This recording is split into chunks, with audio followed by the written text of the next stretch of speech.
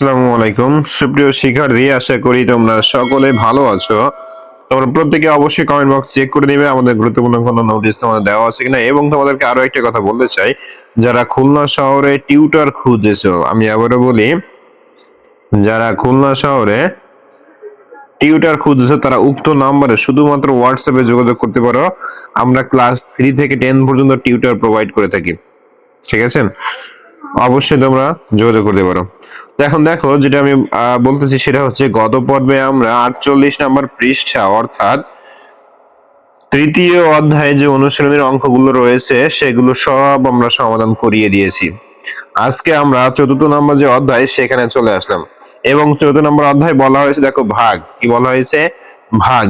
তো এই ভাগটা আজকে আমরা প্রথম ক্লাসে শুরু করব এবং আমরা যতটুকু সম্ভব আমরা আজকে সমাধান করার চেষ্টা করব।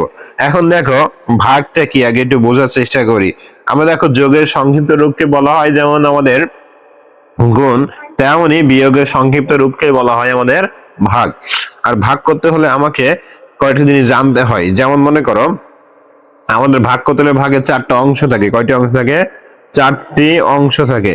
এখন 4টি অংশ কি কি? 4টি অংশ কি কি? তো খেয়াল করি, 1 নম্বর হচ্ছে আমাদের ভাজ্য থাকে। কি থাকে? ভাজ্য। যে সংখ্যাকে আমরা ভাগ করি, কি বললাম? যে সংখ্যাকে আমরা ভাগ করি তাকে বলা হয় ভাজ্য। যে সংখ্যা দিয়ে ভাগ করি তাকে বলা হয় ভাজক। তাকে কি বলা হয়? ভাজক। এবং ভাগ করার পরে যেটা পাই তাকে বলা হয় ভাগফল। তাকে বলা হয় ভাগফল। আর ভাগফল ছাড়া যদি কোনো কিছু অবশিষ্ট থেকে যায় তাকে বলা হয় ভাগশেষ। তাহলে দেখো সুপ্রিয় শিক্ষার্থী, আমি ভাগে যে 4টি অংশ সেটা কিন্তু আমি তোমাদেরকে বলে দিলাম, ঠিক আছে?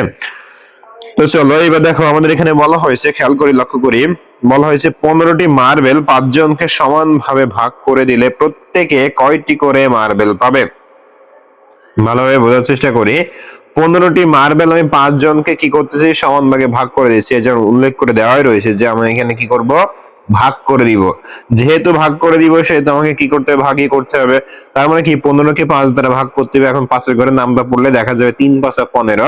আমাদের উত্তর হবে কত? 3। ঠিক আছে, ওকে। এবার দেখো, তার মানে আমরা বলতে পারি যে প্রত্যেকে 3টা করে মার্বেল পাবে। এবার খেয়াল করি, এখানে দেখো বলা হয়েছে যে 17টি মার্বেল 5 জনকে সমান ভাগে ভাগ করে দিলে প্রত্যেকে কয়টি করে মার্বেল পাবে। তাহলে এখানে ঠিক একইভাবে দেখো 3টা করে মার্বেল পাবে। এবং ভালোই বুঝি জিনিসটা আমরা লক্ষ্য করি, আমরা প্রথম 5 দিয়ে ভাগ করি 17কে। দেখো 3 5 15, তার মানে কি 3টা করে মার্বেল কিন্তু সবাই পাচ্ছে। ভালোই বুঝি 3টা করে মার্বেল সবাই পাচ্ছে। আর সর্বশেষে কি হচ্ছে? 2টা করে মার্বেল আমাদের অবশিষ্ট থেকে যাচ্ছে, ঠিক আছে? এখানে জাস্ট সেই কথাটাই বলা হয়েছে। সবাই যদি লক্ষ্য করো তাহলে দেখতে পাবো, দেখো যে 3 দিয়ে গুণ করি কত হয়? 15টি, ঠিক আছে? 15টি হয় এবং 2টা মার্বেল অবশিষ্ট থেকে যায়। কিন্তু যদি 4 দিয়ে গুণ করি তাহলে দেখো আমাদের 20 হয়ে যায়। কত হয়ে যায়? 20। তার মানে 3টা মার্বেল আমাদের কম হয়ে যায়। তার মানে এখানে বলতে পারি যে প্রত্যেকে 3টা করে মার্বেল পাবে এবং 2টি করে মার্বেল অবশিষ্ট থেকে যাবে, মানে যেটা সর্বশেষে আমাদের থেকে গেছে, ঠিক আছে? একেবারে সহজ নিয়মে কিন্তু আমি তোমাদেরকে বলে দিলাম। এবার আসে দেখো, এখানে বলা হয়েছে যে ভাগের ক্ষেত্রে কোনো অবশিষ্ট না থাকবে তাকে নিঃশেষে বিভাজ্য বলে।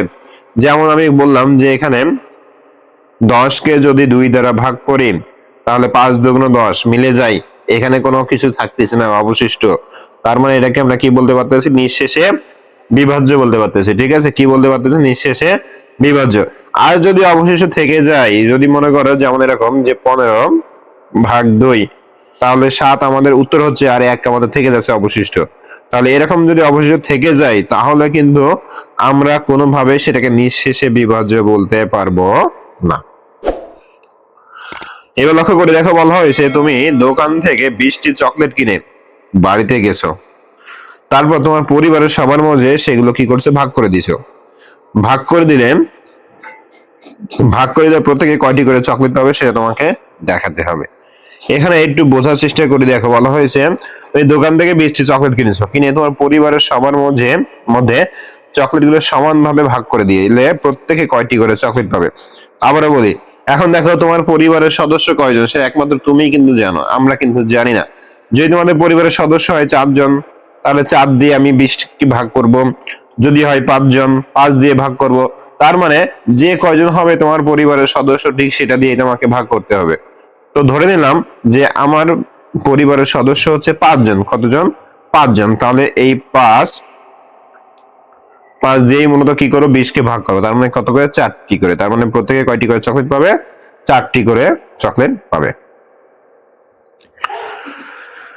এবার দেখো এখানে বলা হয়েছে 65 ভাগ 5, একে আমরা উপর নিচে ভাগ করি। এখন উপর নিচে ভাগ তো আমরা সবাই জানি, আমরা ক্লাস 2 থেকে কিন্তু এই 1-2 থেকে কিন্তু উপর নিচে ভাগ আমরা করে আসতেছি, ঠিক আছে? যেমন আমাদের 8 থেকে 8 কে 2 দিয়ে ভাগ করতে হতো, নামটা পড়ে পড়ে আমরা ভাগ করতাম, 3তেও আমরা করেছি। এখন এটা আমরা করব, তো চলো এটা আমরা করে ফেলি। ডিরেক্টলি এখানে দেখাই দিছি, খেয়াল করো। এখন খেয়াল করি, প্রথমে আমার রয়েছে 6। কত রয়েছে? 6। তাহলে 5 এর ঘরে নামটা যদি আমি 2 বার পড়ি, অর্থাৎ 5 যাকে 5, 5 দুগুণ 10, যদি 2 বার পড়ি আমার 10 হয়ে যাচ্ছে। কত হয়ে যাচ্ছে? 10। মানে বেশি হয়ে যাচ্ছে। বেশিটা আমাদের নেওয়া যাবে না, আমাদের সমান পর্যন্ত নিতে পারি অথবা কম পর্যন্ত নিতে পারি। তার মানে বলতে পারি 5 যাকে 5 পর্যন্তই আমরা নিতে পারবো, এর বাইরে নিতে পারবো না। তো বিয়োগ করলে কত থাকবে? 1 থাকবে। নিচে আমাদের এবার কি নামাতে হবে? এই সংখ্যাটা আমাকে নামাতে হবে। তো সংখ্যাটা নামানোর পরে এখন সংখ্যাটা মোট কত হয়ে গেল? 15। কত হয়ে গেল? 15। এখন ঠিক আবার একইভাবে পাশের ঘরে আমরা নামটা পড়বো। নামটা পড়ে দেখবো 15 পর্যন্ত কোন, মানে কতবার কত ঘর পর্যন্ত গেলে 15তে যে আটকাবে বা 15 সমান হবে বা ওর নিচে থাকবে, উপরে গেলে কিন্তু হবে না। দেখো 5 একে 5, 5 দুগুণ 10, 3 5 15। তার মানে আমরা বলতে পারি যদি আমরা 3 পর্যন্ত যাই, মানে 3 ঘর পর্যন্ত যাই, তাহলে 5 এর ঘরের নামটা 15তে এসে আটকে যাচ্ছে, মানে 15 পর্যন্ত এসে হয়ে যাচ্ছে।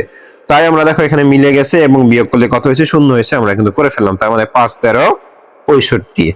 ঠিক আছে? এবার লক্ষ্য করি, দেখো 51 নম্বর পৃষ্ঠা। এটাকে অনেকে 51 বলে, অনেকে 51 বলে। এখন দেখো এই যে 51 নম্বর পৃষ্ঠা বা 51 নম্বর পৃষ্ঠা, আঞ্চলিক ভাষা যার যেমন হোক না কেন, আমরা এটাকে খেয়াল করি। এখানে বলা হয়েছে 72কে আমার 6 দিয়ে ভাগ করতে হবে এবং আমার যেখানে খালি ঘরটা রয়েছে সেটা আমাকে পূরণ করতে হবে। খুব মনোযোগ সহকারে খেয়াল করি, আমার এখানে খালি ঘর দেওয়া রয়েছে, অর্থাৎ এক কথা বলতে পারি জাস্ট আমাকে ভাগ করলে আমরা খালি ঘরটা পূরণ করতে পারবো। এখন খেয়াল করি, এখানে প্রথম রয়েছে কত? 7। তাহলে 6 ঘরের নামটা পড়তে হবে 7 পর্যন্ত, অথবা এর নিচে উপরে যাওয়া যাবে না। তাহলে 6 ঘরে যদি আমি 6টাকে একবার যাই, মানে 6 কে 6, আমরা 6টাকে যদি 2 ঘরে নিয়ে যাই, 6 দুগুণ 12। কত হয়ে যাচ্ছে? 12। তার মানে বেশি হয়ে যাচ্ছে। তার মানে 6 কে 6 নিতে হবে। ঠিক আছে? এবার আমাদের বিয়োগ করতে, বিয়োগ করে থাকবে কত? বিয়োগ করে থাকবে হচ্ছে 1। বসলাম 1, কত সুন্দর ভাবে। এবার খেয়াল করি এই যে সংখ্যাটা এখন আমরা নেমে আসবে, এখানে বসলাম। এবার আমরা ঠিক একইভাবে 6 এর নামটা বলবো। 6 দুগুণ 12, 6 দুগুণ 12। তার মানে আমরা যদি 2 বার দেই, 6 এর ঘরের নাম যদি 2 পর্যন্ত যাই, 2 ঘর পর্যন্ত যাই, আমাদের 12 হচ্ছে। এখন বিয়োগ করে থাকে কত? 0 থাকে। এই যে আমরা ফিল আপ করে ফেললাম। এবার লক্ষ্য করি এর পরে আমাদের যেটা রয়েছে যে ভাগ করি নামে, এখানে আমাদের কিছু ভাগ দেওয়া রয়েছে। তো চলো আমরা এই ভাগগুলো একটা একটা করে করে ফেলি। তো প্রথম আমরা করবো এটা। দেখো খেয়াল করি, তাহলে প্রথম যদি আমরা এটা ভাগ করি, দেখো তাহলে প্রথম হচ্ছে 6 1 6, বিয়োগ করলে হচ্ছে 1, নিচে সংখ্যাটা নামালে 18। তাহলে 3 6 18 আমাদের মিলে গেল। কত সহজ ভাবে কিন্তু মিলে ফেললাম। তার মানে 13। উত্তর কত হয়েছে? 13। তাহলে এটা আমাদের হয়ে গেল। এবার আমরা এর পরেরটা খেয়াল করি। আমরা 1 নাম্বার করে ফেলছি। এবার আমরা পরেরটা খেয়াল করি, 5 নাম্বার। দেখো তাহলে এইবার খেয়াল করে এই অঙ্কটা খুব ভালোভাবে বুঝতে হবে। এই অঙ্কটা যদি বুঝতে পারো তাহলে হয়ে যাবে। দেখো খেয়াল করো, 3 এর ঘরের নামটা পড়তে হবে। 3 1 3, 3 দুগুণ 6। দেখো 3 এর ঘরের নামটা যদি 2 বার যাই তাহলে 6 হচ্ছে, মিলে যাচ্ছে।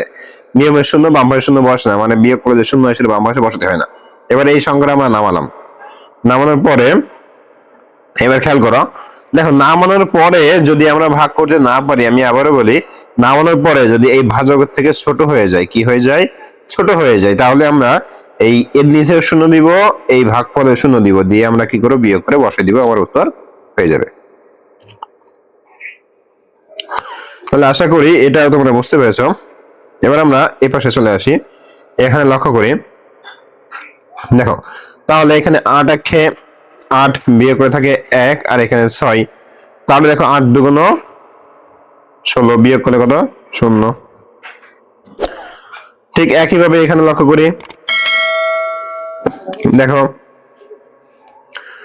তাহলে 7 একে 7 বিয়োগ করলে 1, এখানে 4, 7 দুগুণ 14, 0।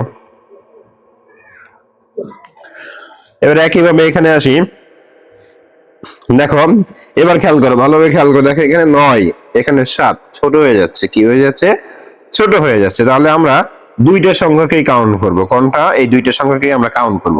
এখন 9 এর ঘরের নামটা পড়তে হবে, কোথায় যে মিলবে তা আমাকে খেয়াল করতে হবে। তাহলে 9 এর ঘরের নামটা পড়ো, 9 একে 9, 9 দুগুণ 18, 3 নং 27, 4 নং 36, 5 নং 45, 6 নং 54, 7 নং 63, 8 নং 72, কত হয়েছে, 8 নং 72, এই যে আমার মিলে গেছে। আমি বুঝতে পারছি, ওকে। এরপরে দেখো, এরপরে আমরা নিচেটা দেখি, 7 নাম্বার বলা হয়েছে, দেখো এখানে 6 এর এখানে 4, তার মানে 4 একে 4 একবার যাবে, কারণ দুইবার দিলে আমাদের 8 হয়ে যাবে, দুইবার দিলে আমাদের 8 হয়ে যাবে। বিয়োগ করে থাকবে 2, নিচে সংখ্যা নামাইলে 24। এখন 4 এর ঘরে নামটা পড়তে হবে, 4 একে 4, 4 দুগুণ 8, 3 4 12, 4 5 4 4 16, 4 5 20, 4 6 24। তাহলে এই যে দেখো, যেভাবে নামটা পড়ে পড়ে আমি অঙ্কটা সমাধান করতেছি, তোমরা কিন্তু সেম ভাবে এইভাবে করবে, ঠিক আছে। এবার আমরা লক্ষ্য করি, এখানে দেখো তাহলে একইভাবে 5 একে 5 বিয়োগ করলে 1 আর 0, তাহলে 5 দুগুণ 10, আমাদের হয়ে গেল 0, ওকে। তাহলে এবার আসি এরপরে নিচেরটা, দেখো এবার দেখো 2 একে 2, 2 দুগুণ 4, 3 দুগুণ 6, 3 দিলে বেশি হয়ে যাচ্ছে, আমরা সর্বোচ্চ 2 বার দিব, তাহলে 2 দুগুণ 4 বিয়োগ করলে 1, এ পাশে 18 হয়ে গেল। এখন সংখ্যা নামানোর পরে 9 দুগুণ 18, আমাদের অঙ্ক কিন্তু সব কয়টা হয়ে গেল। তাহলে দেখো সুপ্রিয় শিক্ষার্থী, কত সহজভাবে আমরা ভাগগুলো করে ফেললাম, তাই না। এবার দেখো এখানে বলা হয়েছে 98 কে 8 দিয়ে ভাগ, উপর নিচে ভাগ করার পদ্ধতি করি, মানে উপর নিচে পদ্ধতি 98 কে 8 দিয়ে আমরা ভাগ করি। তাহলে এটা আমি এই পাশে তোমাদেরকে করে দেখাচ্ছি, সবাই লক্ষ্য করো। এই যে দেখো 8 আর এই যে হচ্ছে 98, তাহলে এখন খেয়াল করি এখানে কতবার যাবে, একবার যাবে, তাহলে 8 একে 8 বিয়োগ করে থাকে 1, এ পাশে হচ্ছে 18, দুইবার যাবে, 9 দুগুণ আসলে 8 দুগুণ 16, 16 পরে দেখো 4 আমাদের সরি 2 আমাদের অবশিষ্ট থেকে যাচ্ছে, 2 আমাদের কি থাকতেছে, অবশিষ্ট থেকে যাচ্ছে। এই হচ্ছে আমাদের কাজ। তো এটাই জাস্ট আমার এখানে দেখানো হয়েছে যে 2 আমার সর্বশেষ অবশিষ্ট থেকে যাচ্ছে, ঠিক আছে। আচ্ছা, এবার দেখো এখানে আমাদের আরো কিছু অঙ্ক আছে, তো আমরা এই অঙ্কগুলো করে আমাদের আজকের পর্বটা আমরা শেষ করব। তো খেয়াল করি, এখানে খালি ঘরটা পূরণ করতে হবে, খালি ঘরটা পূরণ করি। দেখো 9 দিয়ে আমার এখানে ভাগ করতে বলা হয়েছে 73 কে 9 দিয়ে ভাগ করো। তাহলে দেখো 8 দিয়ে যদি গুণ করি, 8 নং কত হয়, 72 হয়, 72 আর 1 আমাদের অবশিষ্ট থেকে যায়। এবার খেয়াল করে এখানে যে ভাগগুলো দেওয়া রয়েছে, এই ভাগগুলো আমরা একটু একটু করে ফেলি। তো খেয়াল করো, তাহলে 5 একে 5 বিয়োগ করলে 1, 3, 5 দুগুণ 10 বিয়োগ করলে আমাদের 3 অবশিষ্ট, এটা রয়ে গেল। এবার আসি 2 নম্বরে,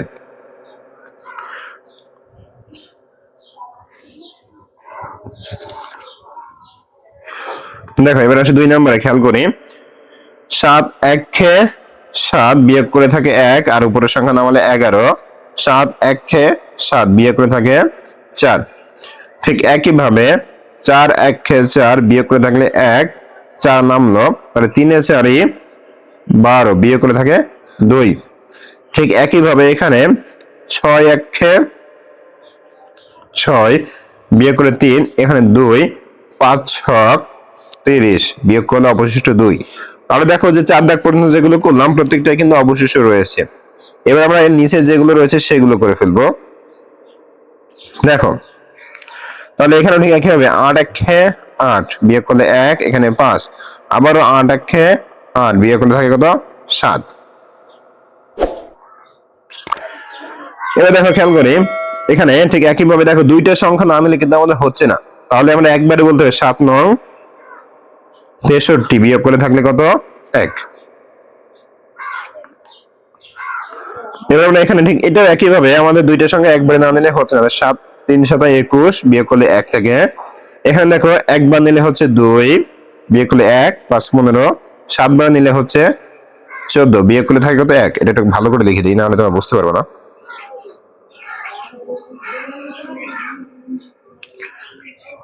এই যে দেখো কত সহজভাবে সুপ্রিয় শিক্ষার্থী, কত সহজভাবে আমরা 52 নম্বর পৃষ্ঠা পর্যন্ত যে ভাগগুলো ছিল সেগুলো কিন্তু করে ফেলেছি। ঠিক আছে, তাহলে আশা করি তোমরা প্রত্যেকটা অঙ্ক খুব সহজে বুঝতে পেরেছো। এরকম গুরুত্বপূর্ণ ক্লাস করতে হলে অবশ্যই আমাদের চ্যানেলের সঙ্গেই থাকতে হবে। ধন্যবাদ সবাইকে।